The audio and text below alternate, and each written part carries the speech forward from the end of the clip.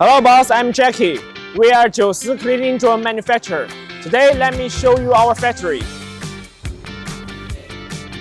Welcome to our JIUSI cleaning drone production line.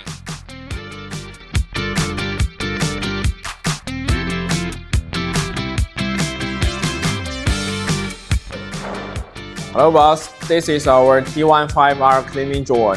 It's mainly for cleaning the buildings, the facade, and the solar panels.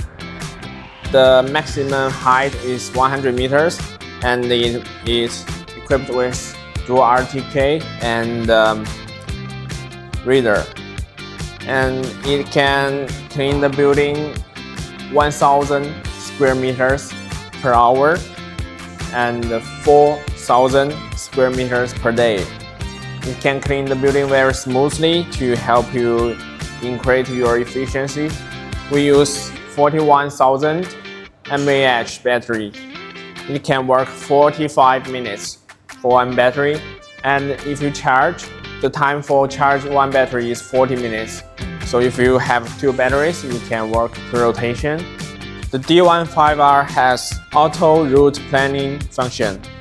It means it can fly automatically without operation of pilot.